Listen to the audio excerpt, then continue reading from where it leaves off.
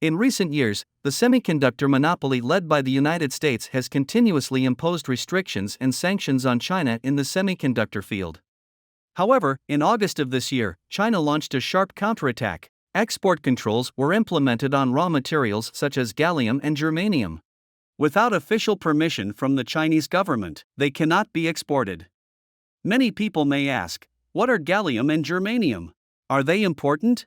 They are crucial because they are essential raw materials for high-tech industries such as semiconductors, solar cells, rare earth permanent magnets, and more. Without these elements, the entire chip manufacturing industry would come to a halt. Interestingly, on a global scale, only China has the capability to produce them. China's restrictive measures have indeed made it difficult for chip-producing countries like the United States. A set of data tells the whole story. China produces 98% of the world's gallium. China produces 72% of the world's germanium.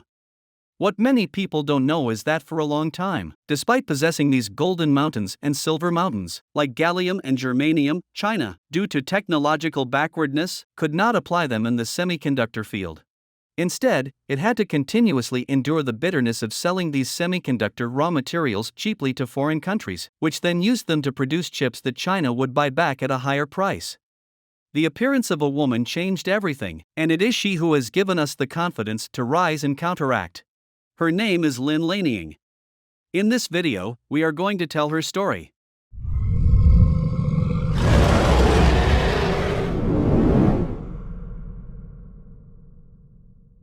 She was born like a towering mountain. In the feudal and ignorant era of 1918, it was the norm for girls to grow up without education and eventually get married.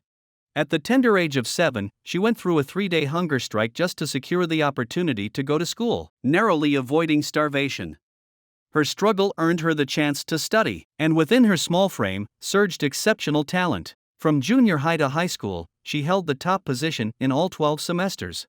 Upon entering college, she became the local first female scholar and, after graduation, was sent to the United States for further studies. Dickinson College, the first liberal arts college in the United States, praised her outstanding insights in her monograph on calculus, labeling her an Oriental genius. Within a year, she achieved the Dickinson Chapter Gold Key, an honor usually bestowed upon students with 4 consecutive years of excellence, which she accomplished in just 1. The University of Pennsylvania, a world-class institution in the Ivy League. Notably, the famous Chinese figure Lin Lanying graduated from here much earlier. After 24 years, the university welcomed its second awe-inspiring Chinese female student, Lin Lanying. In 1955, with her thesis on the study of ion crystal defects, she earned a PhD from the University of Pennsylvania. She became the first Chinese person to receive a doctoral degree in the university's 115-year history and the first female PhD in the university's entire history. At the time, the Bell Labs in the United States developed the world's first semiconductor germanium monocrystal, causing a global sensation. The renowned Sophia Corporation, recognizing the massive potential in semiconductors, scoured for talent. However, despite government support, they repeatedly faced setbacks in producing silicon monocrystals. It wasn't until they brought in Lin Lanying that, relying on her outstanding scientific analysis and capabilities, they successfully produced the first silicon monocrystal. The United States was overjoyed, patenting her thesis as a technological innovation. Sophia Corporation hailed her as a formidable Chinese woman, paying her the highest salary among senior engineers. Her brilliance was dazzling. In 1956, with several patents to her name, she was already a well-known scholar in the semiconductor industry when she received an invitation from her homeland, China. American companies, in a hurry, offered a staggering annual salary of $10,000, while the domestic monthly salary she could expect was 207 Chinese yuan, equivalent to less than $100 at the prevailing exchange rate.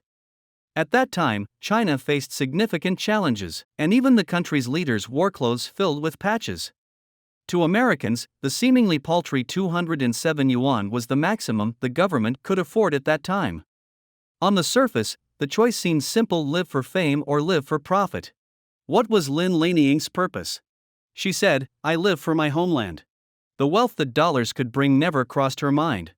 Instead, she saw behind the 207 yuan a weighty hope, the courage and determination of the Chinese people to develop technology, even if they had to tighten their belts.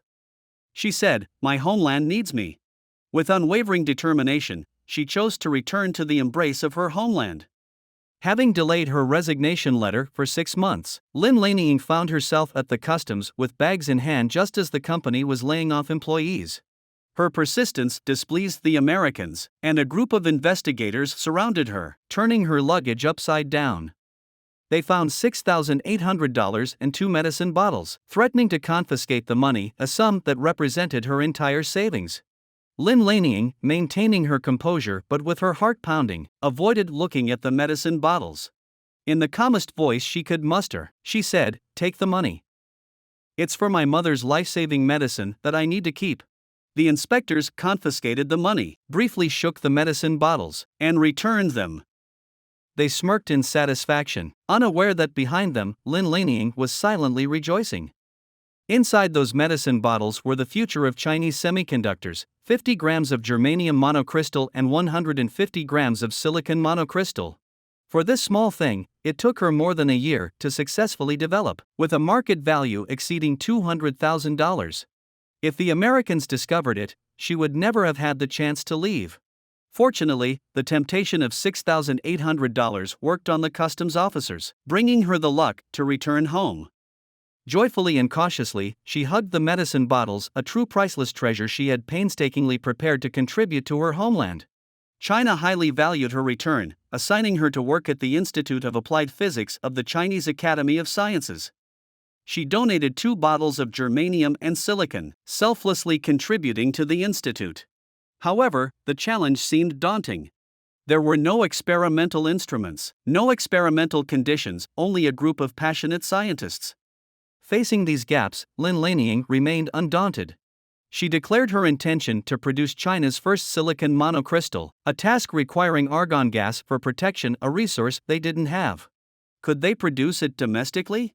No. Import from abroad? Embargoed. Despite the dire situation, she devised a method to create a vacuum, applying the seed crystal protective cover she had invented in the United States to the manufacturing process. In just half a year, she successfully produced China's first germanium monocrystal. The following year, she researched and manufactured China's first silicon monocrystal. From then on, the application of germanium and silicon crystals allowed China to no longer be dependent on foreign approval. She was born a towering mountain. Standing in the semiconductor world's wilderness, gazing at the seemingly unreachable dream of independent research and development, she spent her entire life, pouring her blood and tears, weaving the dream into reality. In 1961, she led the design of China's first open-door silicon monocrystal furnace, successfully developed. In the spring of 1962, she produced China's first dislocation-free silicon monocrystal. In October of the same year, she developed China's first gallium arsenide monocrystal sample. In 1964, China's first gallium arsenide diode laser was born. Some of the semiconductor materials she developed reached a world-leading quality. Especially in the glorious achievements of China's nuclear weapons program, Lin Lanying and her research in semiconductor materials played a crucial role. Some consider her one of the few female heroes among the scientists with meritorious service in China's 2 bombs and 1 satellite project. During those 10 years, the initial strides in Chinese semiconductor materials were made under her perseverance and arduous efforts, achieving one milestone after another. She significantly narrowed the gap between China and countries like the United States and Japan, almost bringing them to the same level. Some may have dismissed her as just a woman, but it was precisely this small woman who accomplished extraordinary feats. Since then, she has been honored as the mother of Chinese semiconductor materials. In 1981, along with all the semiconductor colleagues who had dedicated themselves to the country, she collaborated to successfully develop a certain type of large-scale integrated circuit. 5 years later, at the International Space Symposium, German experts displayed an arrogant attitude, showing disdain for Chinese technology. Even when faced with a woman of Lin Lanying's stature, they lacked the most basic respect. This 70-year-old lady was pushed to insist on achieving self-sufficiency upon her return. In 1987, she conducted an experiment producing China's first gallium arsenide crystal on a domestically returned satellite. The following year, she once again reached for the stars, conducting a silicon-doped gallium arsenide monocrystal spacegrowth experiment. Among international peers, she was the first to prove the feasibility of space materials, a groundbreaking achievement. Abroad, they were astonished, praising her as the mother of Chinese space materials. In 1989, NASA extended a high-profile invitation to Lin Lanying, with the German experts who had mocked her also in attendance. Upon meeting her, they warmly shook hands, roles now reversed. Yet, she harbored no disdain. She expressed gratitude to the expert, acknowledging that his skepticism fueled her determination and strength, a testament to her broad-mindedness, an impressive aspect of her femininity. Looking back over 50 years of history, silicon, germanium, gallium, Chinese semiconductor materials emerged from nothing, evolved from basic to advanced, from lagging behind to leading the way. Every step of progress was intimately tied to the name Lin Lanying. In March 2003, this exceptional woman, who fought with unwavering determination throughout her life, passed away. She remained unmarried, dedicating her fervor entirely to China. She was born a mountain, not a stream. She was born a person of talent, not an ordinary being. Lin Lanying, with her boundless passion and unwavering loyalty, gave up everything to return to her homeland, pioneering the path in semiconductor development.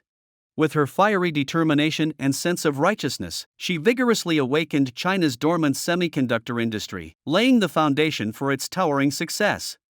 In 2023, 2 decades after her departure, facing technological challenges, China rallied the entire nation, destined to break through and rise amidst adversity. At this moment, we cannot forget Lin Lanying. Her efforts for China's semiconductor industry back then have become the bedrock of today's vigorous struggle in China.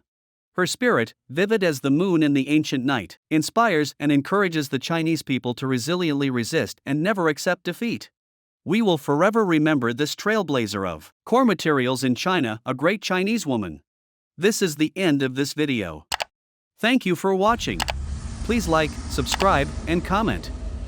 We genuinely appreciate your support.